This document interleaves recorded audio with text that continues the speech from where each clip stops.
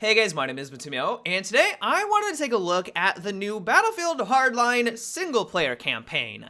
EA recently flew me out to an event where I could actually get some hands-on gameplay of a couple of the missions, and admittedly, I was excited to learn what the single-player was going to be all about. Visceral has made some great single-player content in the past, and I wanted to know if that good storytelling was going to transfer on over into Battlefield Hardline, and while there are some aspects about the campaign that I was really enjoying, and I'll get to that here in a second, there are some other things that I'm not really too thrilled about. And so the first thing that I was impressed by is that it's clear that they are trying to make you feel like a cop right from the get-go. They want to immerse you into this world, they want to add a layer of realism, and for the most part, at least for the first mission, I felt like they did a good job of accomplishing that. You are driving through a ghetto streets, there are some interesting characters that you meet along the way, you have an organic conversation with your partner next to you, and it actually feels like you are a cop in this setting. That being said though, as soon as you get into the gameplay portion of it, which is going to be a vast majority of Battlefield Hardline, that realism, I feel, falls by the wayside. It no longer made me feel like a cop anymore, and it really just kind of detracted from the game overall. One mechanic that they're adding on in, which is essentially an extension of their stealth system, is the ability to flash your badge. That makes sense. You are a cop. You would assume you'd have the ability to do that. And if you have 2 or 3 enemies in front of you, they'll drop their gun. They'll put their hands up. They won't want any trouble. And then it turns into a minigame. Yes, a minigame. I'm pretty much just as surprised as you guys. The way his system works is that you then need to point your gun at each of the 3 or 2 enemies in front of you and constantly bounce between them. If you stare at one of them for too long, the other guy is going to pick up his gun and shoot you. I don't know why he's going to randomly shoot a cop for not pointing his weapon at him, but that's just the way that the mechanic works. The reason why I mention this is a part of the stealth system is that you can then handcuff each of the criminals and they'll just stay quiet the entire time. They won't call out to their buddies in the other room. They'll just sit down or lay down on the ground and act as if they were dead. You can then repeat this process to pretty much every enemy that you come across. It sort of felt like I was cheating. Granted, the guys at Visceral were saying that for the first mission, it's more of a tutorial. They wanted to make it very easy. They wanted to make sure that you can't fail. And this, for later missions, isn't going to be as simplistic as what we were experiencing. Even still, though, maybe it's just simply because in other video games and other first-person shooters, you mainly just need to take out each person silently and individually, because if you come across a room with 2 or 3 people in it, you really shouldn't, in my opinion, have the option to basically run up to them right out in the open, flash a badge, and then take them out silently. That just doesn't really fit with my view of how a stealth mechanic works. Maybe it will be a lot better later on. I don't know. I mean, this is the alpha build. They have plenty of time to tweak it and fix it, but at least from my standpoint, I wasn't really too thrilled with this mechanic. One thing that I was glad to learn about, though, is that it's clear that they want to make their missions more of a sandbox. They want to give the player the agency to really tackle the missions however the hell they want. You want to shoot a zip line through a window, slide down it like Rambo, shooting all your enemies in the face? You can do that. You want to sneak in stealthily, take out all the alarms, all of the cameras so that they don't realize that you're there? You can do that as well.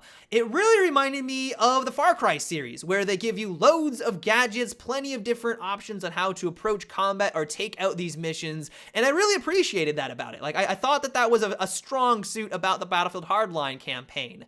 The problem with this, though, is that in Far Cry, you have a wide assortment of gadgets that you can always have on your person. I mean, you have like C4, you have the trip mines, you have like 2 weapons, all of these different gadgets that you have in your backpack, and as long as you've picked them up on the ground, you've been diligent in searching and scavenging around the area, you'll have the tools to tackle any type of situation that presents itself.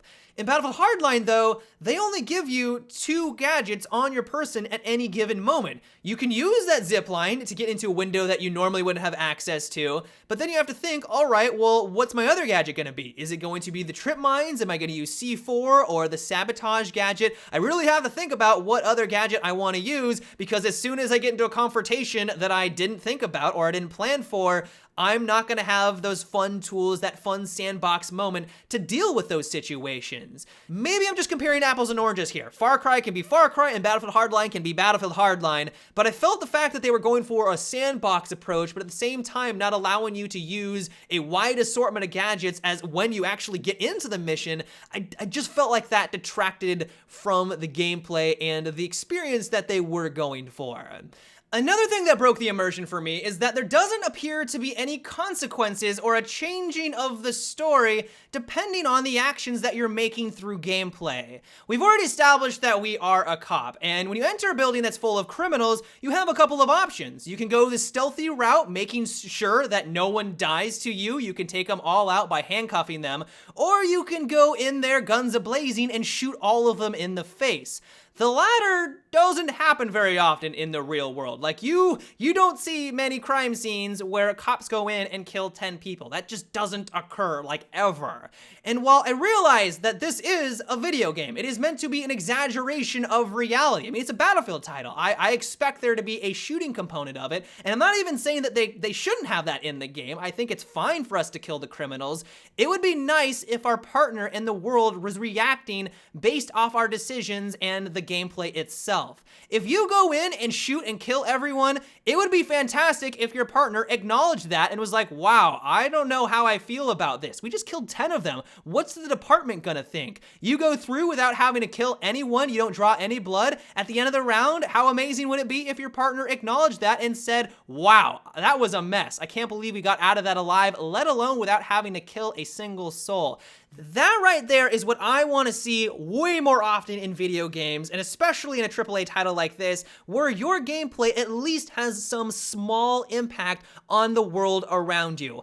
I'm not even advocating that the overarching story changes based off of your actions. I just want it to be grounded in reality. I mean, they're clearly going for a crime drama. They want you to get the sense that you are a cop, but as soon as I kill 10 people and don't have my partner freaking out or even hear them just even make an offhand comment about what we did, it lessens the experience for me. I think that would elevate the game way higher than it is right now. It would draw me in and really just make Battlefield Hardline a lot better in my eyes. Overall, though, I am interested to learn more about the Battlefield Hardline single player. Sure, there are some things that I'm not too excited about. The whole freezing mechanic, the fact that the gameplay doesn't affect the story, or doesn't seem to affect the story so far. I have to mention that I only played 2 of the missions, and this is the alpha, and so they may be adjusting things in the upcoming months. I am excited to learn that the game is approaching it in more of a sandbox faction. They want to give players the agency to approach combat however they want. I love that about single players,